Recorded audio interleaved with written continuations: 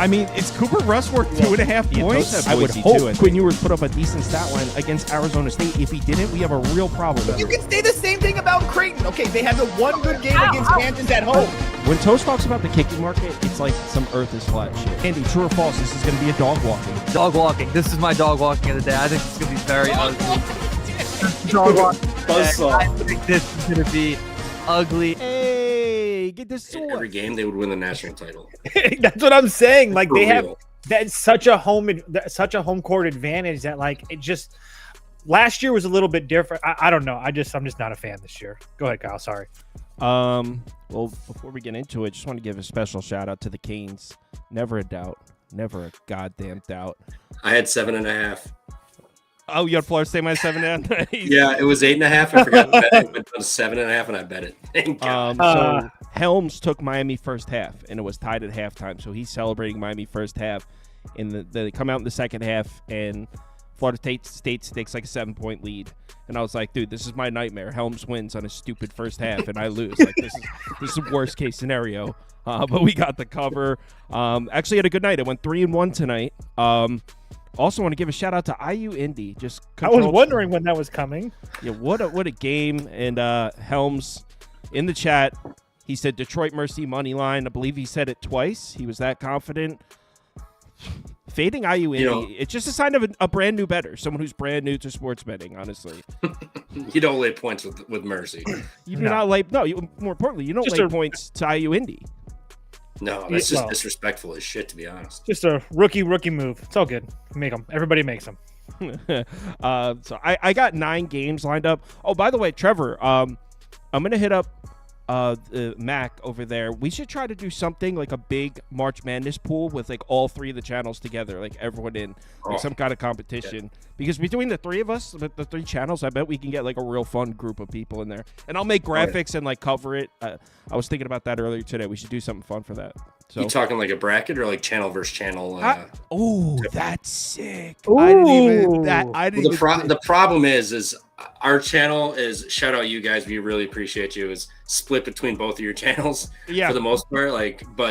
Yeah, I mean, it would be fun, but it would maybe we could have like 3 captains and do a draft, and you draft like there we go. Yeah, we'll do a random generizer or whatever and pick one person to lead each team here. It would be cool though, like even if it wasn't separated, if we all had a bracket and then we were coming on, we did like joint shows during March Madness, and then we could bring the standings up and we would all be here. Yeah, that's what I was thinking.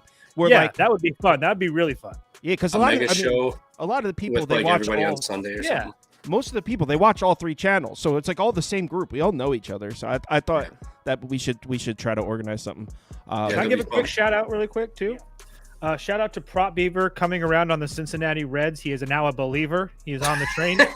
And shout out to you, Kyle, because I can see you're ready for baseball season because you got your Corbin hats out. So I just wanted to give really quickly. I'm done with that. And go ahead.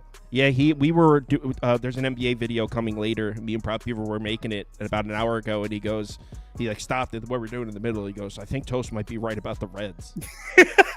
Can I say one thing about the Reds too, since we're on this? You guys know I'm a Brewers guy through and through.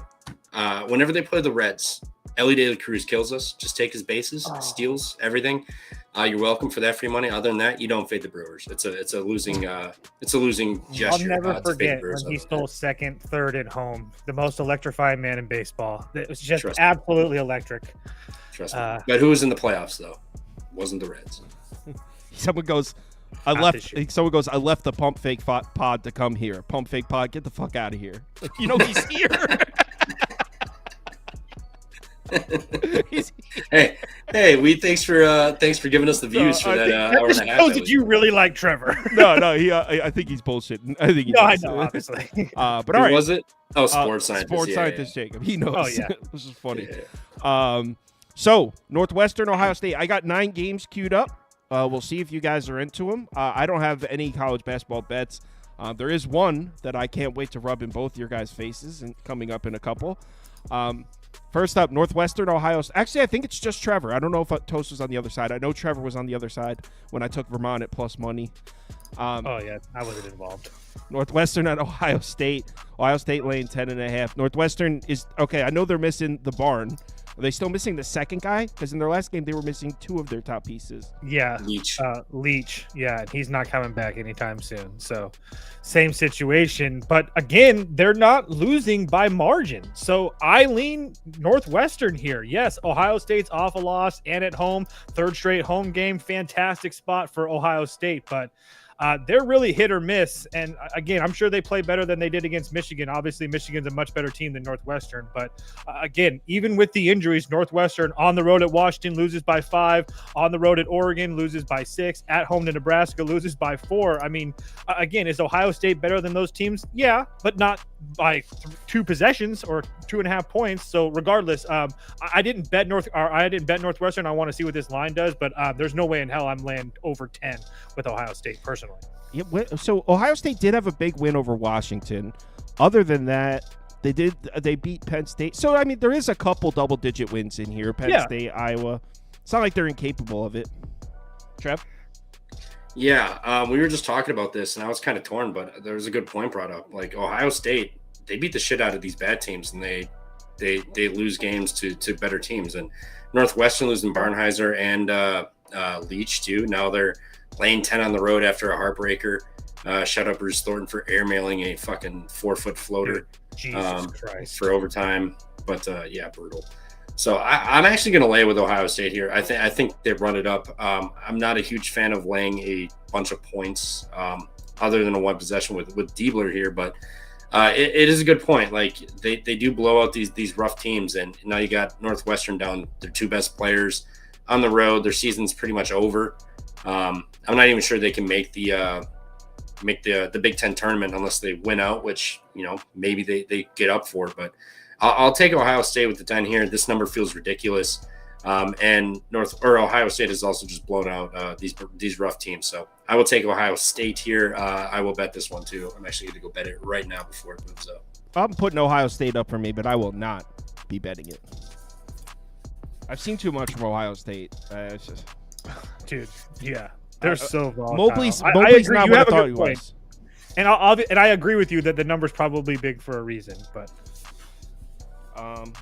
Charleston, Northeastern.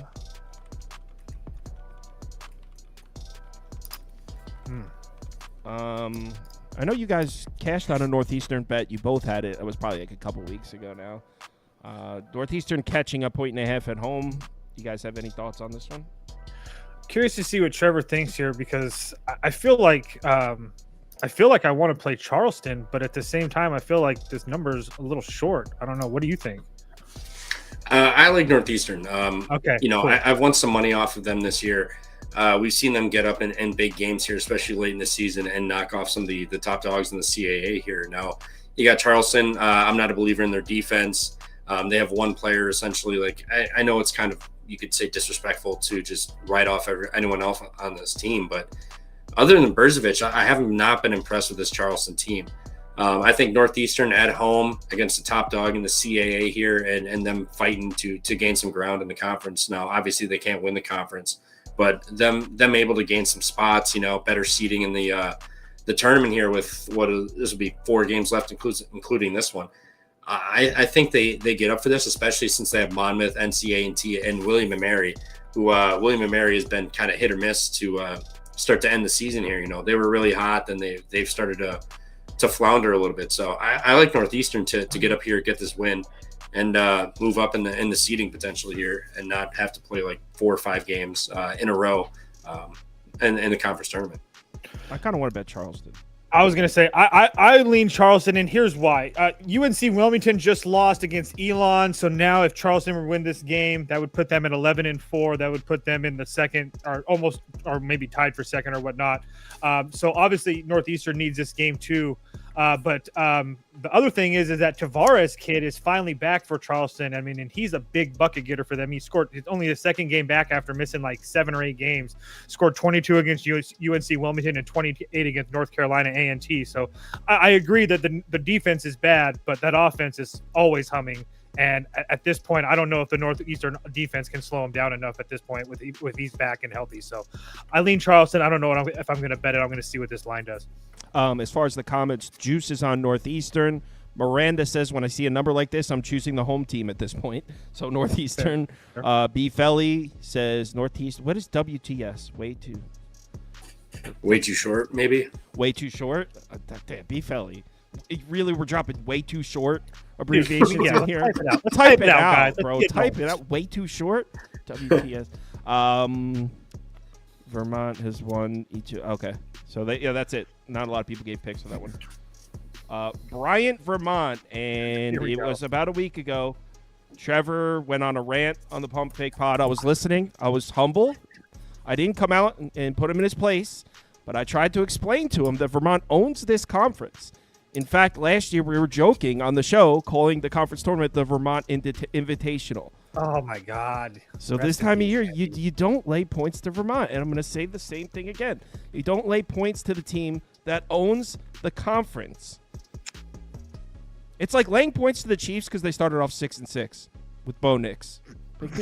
Until someone takes the conference from them, it's still theirs. And I clashed Vermont at plus money last time. Bryant, what are they, Bulldogs? Yeah, I'm on Vermont. Yep. They own this conference. Yeah, I'm on Vermont. Yo, you know who Bryant's coach is, though, right? Who is it? Phil Martelli Jr. Oh, that's I knew that was going to kill you. I knew that was going to hurt you for a second. So I just wanted to make you Martelli aware. Guy? My family knows, like, they're his family. Okay, okay. His sister, who passed away, is a good friend with my parents. So, like, I'm like through people. I don't know him well. I just know his family. Fair. But yeah, that being said, Vermont up. And also, Bryant has lost one game since the beginning of January. So because they haven't played the Kings of the Conference till right now. I agree. I lean Vermont as well. I don't know. I want to see what this line does because if I'm curious to see if people are going to be betting Bryant just because they're so much better. But I like Vermont at home catching points. I know that they've had a couple hiccups here and there, but they've been playing much better. And yes, Bryant's a little bit of a step up in class here, but I still think that they should be able to keep this game close. So especially if this gets to 2.5 or 3, I'll be more than happy to take Vermont. I guess Bender is on Bryant here because he said this is not your dad's Vermont. I agree with that. It's not. Illinois is taking Bryant to blow out Vermont. He said by 2 touchdowns. Vermont for Sheed. Miranda says Vermont is in my conference. Vermont for Miranda. What are you doing, Trev? Are you going to learn from your mistakes and hop onto the winning side here? Yeah, that last one was hurtful. It hurt.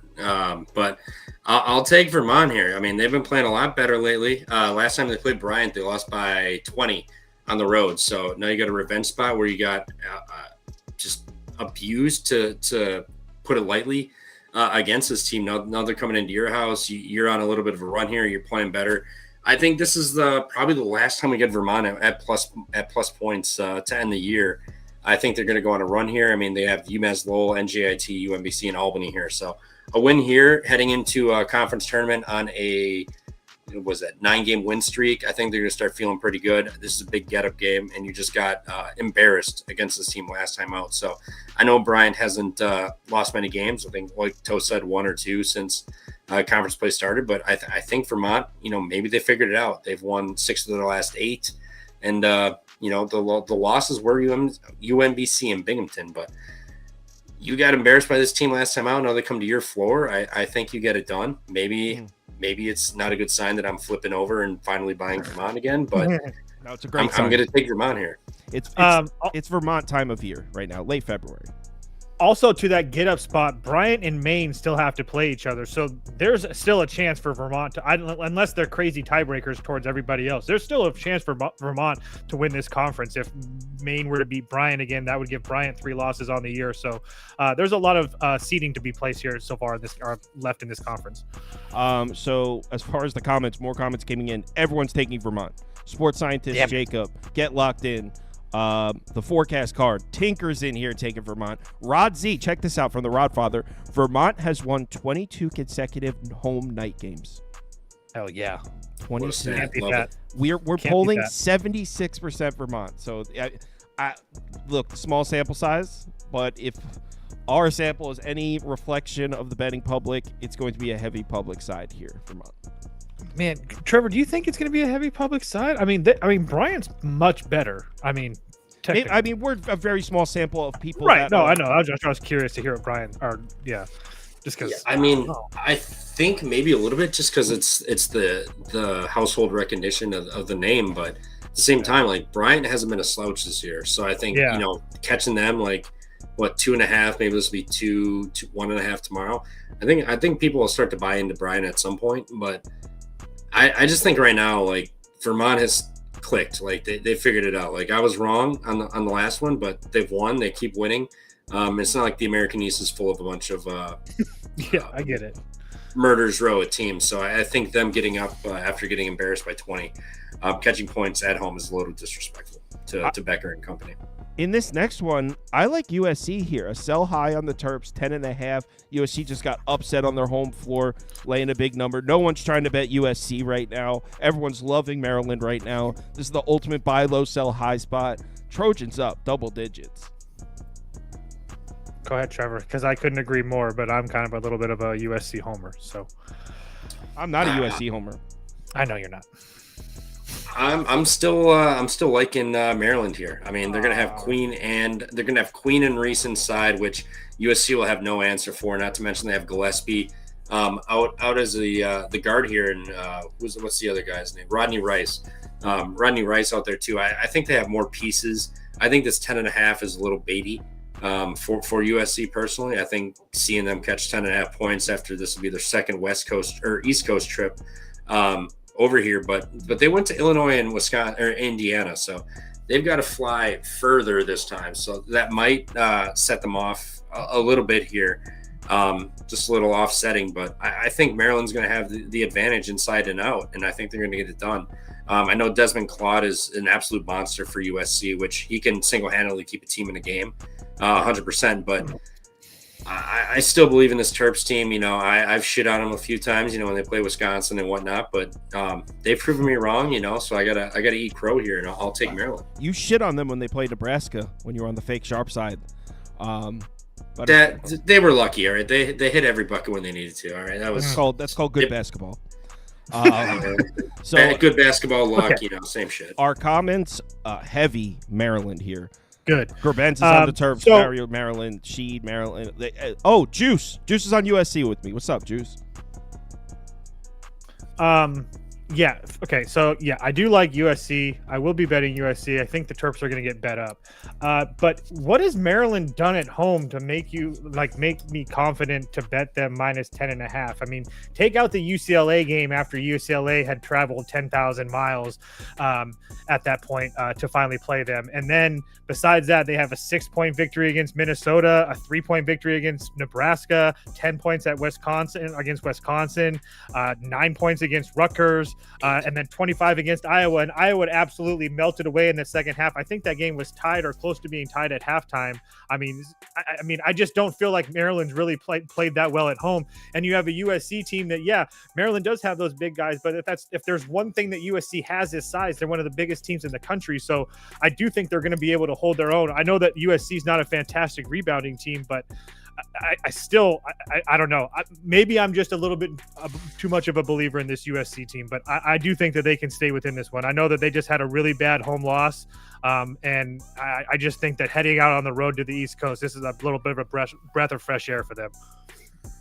And someone said, to the contrary, what has USC done on the road? Well, you got to keep in mind, we're speaking from the reference of laying 10.5 points. I'm not saying USC's been good on the road, but I mean, who beat USC by more than 10? Just Purdue. Other than that, they went into Illinois and beat them outright.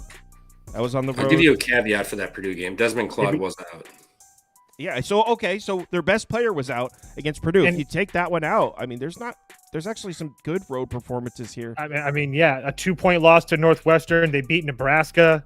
I mean, they haven't looked bad on the road. They haven't been winning, and I mean, a lot of teams get blown. Dude. They've looked good on the road. The only reason I haven't betted is because I assume that people are going to bet up Maryland. That's why the only reason that I haven't. So, I'll argue why is the 10.5 though?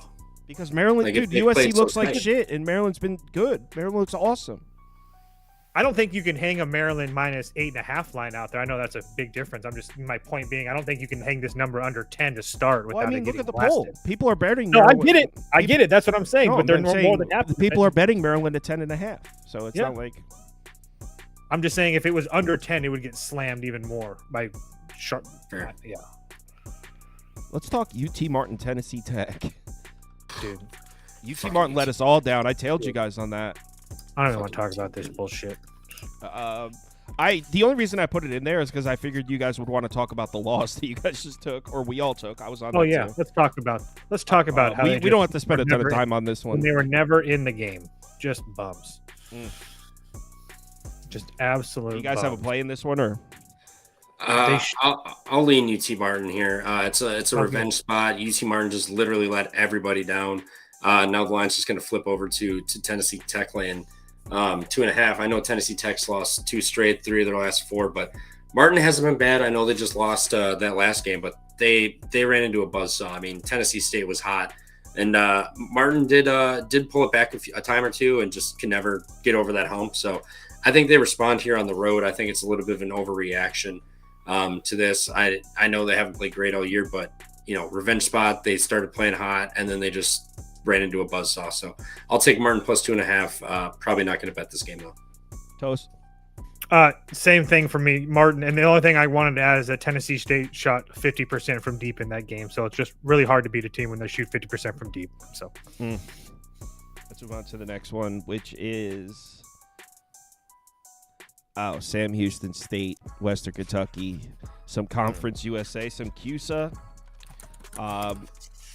The only reason I put this in there is because last time we talked about Conference USA, you guys seemed pretty hyped about it. So I figured I'd put it back in there. Yo, Trevor, I really like Sam Houston State. I just don't know if I'm crazy or not. Do you know what's your thoughts on this game? Because I know that they've lost some games on the road, but 3 of their last 4 have been, 2 of them were overtime, 1 of them was 3 points. So, and then they came home and won 2 games. Like, I don't think they're playing as bad as their record shows. Yeah, I get it. I mean, Sam Houston was defeated, I believe, in conference play. No, they had 1 win, FIU. But until that Jacksonville State game where they laid points, which shout out you for catching that line. I didn't see that one at the time. So Sam Houston laying points at Jacksonville, that was a kind of line tells everything. Then they followed up with a Kennesaw State win, but Kennesaw State on the road is not as good as they are at home. Now, Western Kentucky has lost a few games in a row. Middle Tennessee has looked a lot better on the road as of late than they have at home. They've been a home wagon the last 2-3 years. Now this year they're winning games on the road. So I think it's a little bit telling that Western Kentucky is laying 3.5. I think Sam Houston leaves home after their 2 big wins, and they're going to hit the road and fall flat on their face here. I like Western Kentucky. I think Hilltoppers are going to get it done here. And Sam Houston just kind of struggles away from home here after their 2 big wins. I'm putting it up too. I mean, Western Kentucky's lost 3 in a row. I like it. We know you like the Bearcats, dude. I already said why I like them. I don't know if I'm actually going to bet them, but I think they're playing a lot better. I agree with Trevor that this could be a flat spot for them after a couple of home wins, but I still think they're playing better than their record says they are. As far as the comments, Bill Seibert is on the under. Helms is on Western Kentucky. Sam Houston revenge spot, says Adam Westbury. Forecast that he only so there's a revenge spot. This game was really close earlier. Then Western Kentucky pulled away late. Rodfather is on Western Kentucky as well. Oregon State, Pepperdine. I wish this game was in Oregon State so bad. You wouldn't be catching 7.5 with Oregon State there. I know. Is Pepperdine live? Pepperdine at home is pretty good. I don't know. Oregon State away from Corvallis. I think Pepperdine's live for sure. Let's do it. I don't think Oregon State's been pretty good, but a lot of their good is at home. Away, they haven't nearly been as dominant. I mean, so I would be on Pepperdine here. I'm trying to understand why we're getting so many points with Pepperdine, to be dead honest with you. I mean, I don't know, Trevor, doesn't this feel like a lot to you, or am I just We're like polling heavily on Oregon State, so really? Okay, so maybe I'm not that crazy. I just felt like this is like a one possession game. I would say 3.5 max, but if you're going to give me 7.5 with a home team with an Oregon State team that doesn't play well on the road, and not to mention Pepperdine just played Gonzaga. I mean, so playing Oregon State, that's going to be a breath of fresh air for them. I mean, they looked decent against San Diego. I don't know. I'm down to bet this one. There's some people taking Sheeds on Pepperdine. Forecast says Oregon State's off a really bad loss to Portland. Cybert's on Pepperdine. And just another thing is Pepperdine's last home game before the San Diego game was Loyola Marymount. They lost that game by 9, and Loyola Marymount is, I think, a much harder team to play. They're a lot bigger. I just don't think that Oregon State's that good at home. But anyway, or away from home. But anyway. So the Lakers just lost to the Hornets, by the way. Someone says the Lakers Doncic is hot ass. Trev, do you agree, Pepperdine? Yeah, one is I bet Luka's on PRA under the first game against the Lakers when he was on the Lakers. Is that just like been money since? Like, I don't really follow the props, but oh my god, yeah. How many points did he have? 14. Oh, easy money. Yeah, I'll probably just keep betting his PRA under. I mean, I don't bet the NBA, but I like that one spot, just fresh team, building up chemistry. I like the under. I would have cashed by like 30 points. Didn't bet it though. LeBron. In an NBA game, my God. 197 final score. After the All-Star break, unders tend to cash because the teams come out looking to make a playoff run. You see some high-intensity defense. But do you like Pepperdine? The defense in the NBA. That's a good one. I'm with you. To Toast's point, Oregon State's 1-6 on the road this year. They just came off of a Portland loss by 12 points on the road. Pepperdine at home is pretty damn good. I mean, Huff loves the Zoe 101 campus here with Pepperdine, especially at home versus on the road. So I think getting 7.5 is a nice spot here. I know Oregon State's had some big wins this year, but they're all at home. And they've had some rough road losses. So I think Pepperdine plus 7.5. I don't honestly hate a money line sprinkle potentially. That's what I'm saying. Like, this should be a money line sprinkle game. Yeah, I feel like this goes two ways. Oregon State wins by 15 plus. They catch a road team finally. Like you said, Pepperdine off Gonzaga, but.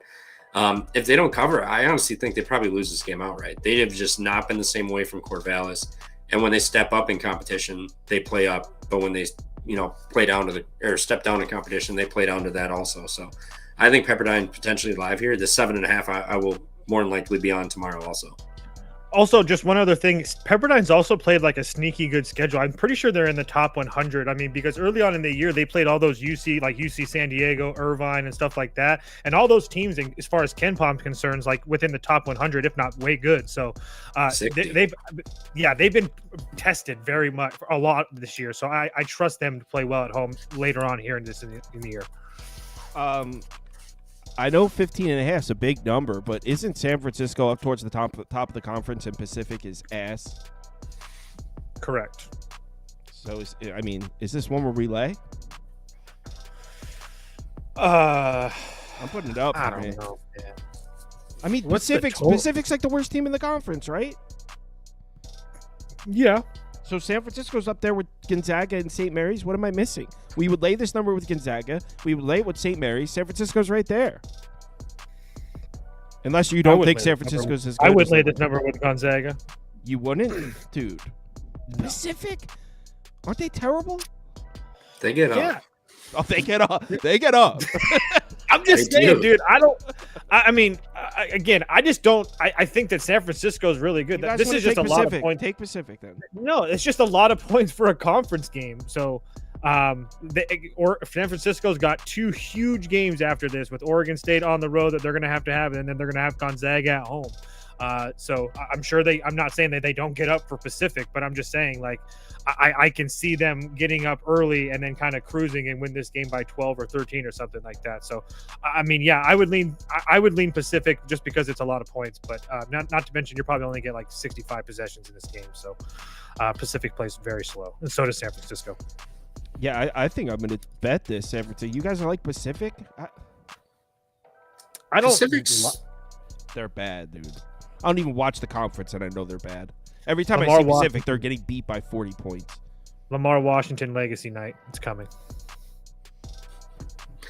I mean, to your point, yeah. I mean, there's two forms of Pacific. They play tight, and it's a 2-3 possession game or win, or they get blown up by 30 points. So there's really no in between with this team. But like Toe said, San Francisco coming off of San Diego, who they took their frustration out on after the Gonzaga game. I know they have to go to Corvallis after this on next Wednesday, so you could argue maybe they're not quite looking ahead because it's 6 days away. But Pacific has also gotten up for some games. I mean, they beat LMU, they beat Washington State twice.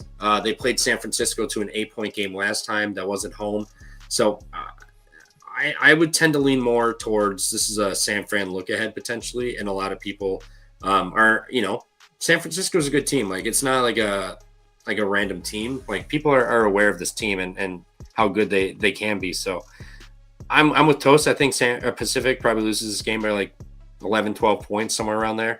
I think they get up for this one, and San Fran, starts out hot and takes their foot off the gas, or they're just kind of coming coasting, and then they find themselves in a dogfight at halftime and pull away and win by like 11 or 12 points in the second half. If I went through Pacific's schedule and read you the teams that have beaten them by double digits, Pepperdine dogged Pacific out by more than 15 points twice. At Pepperdine. And home. They did it twice to them. They beat them by 17 at home, and then they went into Pepperdine and lost by 16. Pepperdine dogged them out twice. I mean, I'm seeing double-digit losses to San Diego here. This team sucks. I'm picking Pacific. I'm not betting this game. No, I think they can kind of hang in a little bit. I'm taking the Dons. All right, Toast wanted to talk about this one. Great game. Is Loyola Marymount, is that in the WCC, Toast? Yeah. Oh, yeah. We never do their games? I don't like Pacific, Pepperdine. Like we do those teams all the time. I've been doing these shows with you for years. I feel like we never have this team on. I don't know. I guess just bad luck, I guess. The only reason I picked him here today is because I bet on him. So you bet on Loyola? Yeah, I took the points with Loyola here. I think they match up really well with Santa Clara here. Santa Clara also has Washington State and Gonzaga on deck, which is going to be really big, important games for them. But I think both of these teams are very similar as far as defensively. I would pretty much call them even. And then obviously you got to give Santa Clara the edge on offense. But at the same time, this is a lot of points for a Loyola Marymount team that has one thing that Santa Clara usually has on most teams is their size advantage. And they're not going to have that with Loyola here. Not to mention the fact that the Loyola will have the rebounding advantage, I think, but they'll also have the turnover advantage because Loyola doesn't turn the ball over at all. And Santa Clara's defense doesn't force any turnovers at all. So I think when you're getting over 10.5 points, or I got 11 points in a conference game with Loyola, who's been playing decent, when you have a size advantage with the rebounds and neither team can shoot free throws very well, I'm more than happy to take the 11 or whatever it is right now. I might be down to tail this. Trev, you co-sign it? No, I kind of like Santa Clara in this one. Santa Clara has lost games against San Francisco. They did lose to LMU last time out, 3-point game, but otherwise Oregon State, St. Mary's.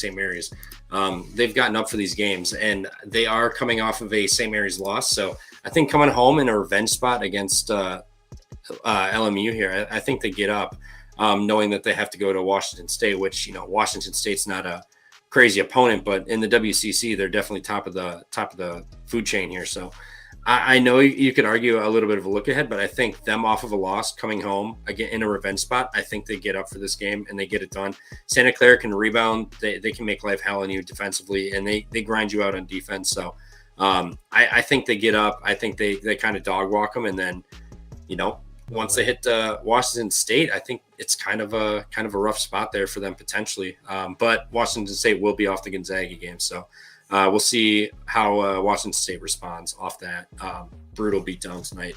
I shouldn't say beatdown. I don't know what it was. It was 20 points at one point. I didn't see the final score, but I think Santa Clara can get this here. They lose to like the top dogs in the conference, and I think Washington State as a newcomer not gonna be scared of them whatsoever, especially in a revenge spot.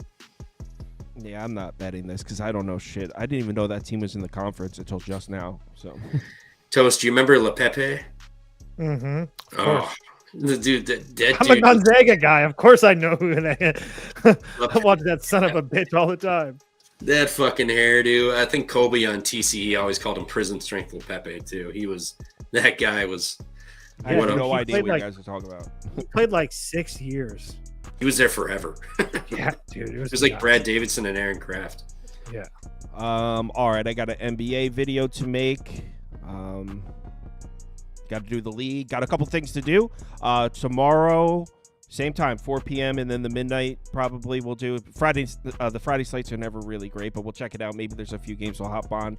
Then obviously the Friday night, the Pump Fake guys will do their marathon show. Trev, do you know that when you're okay? So when you have a big slate, you need to put checkpoints. So all right. So when I'm doing a college football slate that I have like 33 games in 2 hours, I have like one game that's like the 8th game, and I'm like, this game is 11:24 a.m. So I know when I get to that game, if it's like 11:29, I know that I'm 5 minutes behind. And you make like 4 checkpoints because I notice sometimes you're like 3 hours in, and then it just hits you like, oh shit, we're only at 2 p.m. Yeah, no, that's our problem. Is like we'll talk every single fucking game, but at the same point, it's like we can't be doing 7-hour shows on a Friday night. So like. We gotta dial it in. Like, it also is my problem. Yeah, I gotta figure that out too. I'll be doing that, but I also, early in the window, I'm like, oh, all these games are awesome. I put them all in, and then all of a sudden we're 2.5 hours in, and we're 1:30. I'm like, and in the beginning, you're like all psyched into it. You'll talk about like the shittiest game for like 20 minutes, and at the end, you have to like rush one of the the Arizona game at the end. So yeah, it's a work in progress. It's our first year of actually having a big Friday show and whatnot. So we live and learn. We appreciate everyone for hanging in there with us. But I love it. We'll improve. Show's great. Show's great. No, we appreciate it. We appreciate it. Can I say one thing too, dead serious? I appreciate all the support and all the DMs for baseball and wanting plays for tomorrow with the spring training. I don't bet spring training. I never have. I never will. So I'm sorry. I'm not ignoring you guys, but it's just not my thing. I just don't do it. So I can't wait to bet baseball with everybody, but I will not be betting spring training at all in any game. I know a guy that's giving out. I know a guy who's giving out locks for spring training. You got to call him. It's 1-800-GAMBLER. Call him up. Ask him for locks for spring training. All right, everyone have a good night. I got some work to do.